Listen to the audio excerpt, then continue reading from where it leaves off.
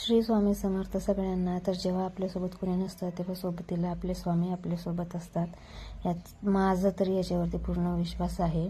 तर आज बघा चमचमीत वांग्याची भाजी अशी ग्रेव्हीदार, खायला कुणाला आवडत नाही, सगळ्यांनाच आवडते. तर आज आपण अगदी सोप्या पद्धतीने ही भाजी बनवणार आहोत. तर त्यासाठी थोडंसं वाटण काढून घ्यायचं आहे. त्याच्यामध्ये खोबरं, तीळ, थोडेसे धने, तुमच्याकडे जो कोणता गरम मसाला असेल तो तुम्ही ॲड करू शकता तुमच्या इच्छेप्रमाणे.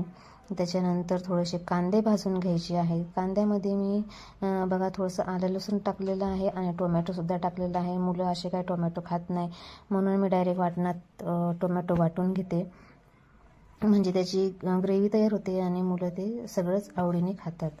तर त्यासाठी बघा सगळं वाटून घेतलेलं आहे मी. आणि वांगेसुद्धा तेलात मी थोडे परतून घेतले, त्यांना थोडंसं आतमध्ये मीठ लावलेलं आहे आणि मी ते सुद्धा तेलामध्ये परतून घेतलं आहे चांगलं. आणि परतल्याच्यानंतर ते काढून घ्यायचं. आणि आता बघा थोडं त्याच कढईमध्ये थोडंसं तेल घ्यायचं. तेलामध्ये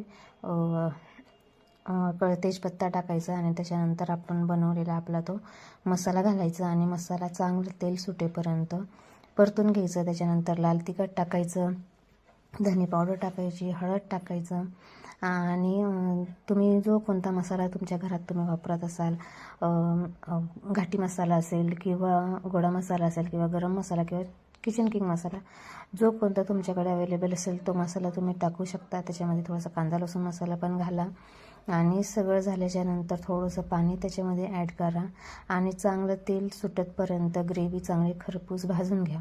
त्याच्यानंतर बघा आपण तळलेले जे वांगे आहेत तो सुद्धा आपण त्याच्यामध्ये टाकणार आहोत आणि वांगे छान असे मसाल्यामध्ये परतून घ्यायचे आधी. आणि 2 ते 3 मिनटं वांगे मसाल्यामध्येच चांगलं भाजून घ्यायचं. थोडंसं झाकण ठेवायचं आणि चांगलं भाजून घ्यायचे वांगे. आणि त्याच्यानंतर बघा एका साईडला मी एका पातेल्यात गरम पाणीसुद्धा केलेलं आहे वांग्यांमध्ये घालायला. तर हेच गरम पाणी मी वांग्यात टाकलेलं आहे, म्हणजे भाजीला टेस्टसुद्धा छान येते आणि आपले वांगीसुद्धा लवकरात लवकर शिजतात. जास्त वेळ काही वांग्यांना लागत नाही शिजायला.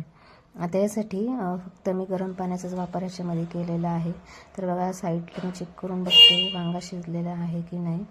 तर अशा प्रकारे वांग्याची भाजी आपली झालेली आहे. कशी झाली तुम्ही कमेंट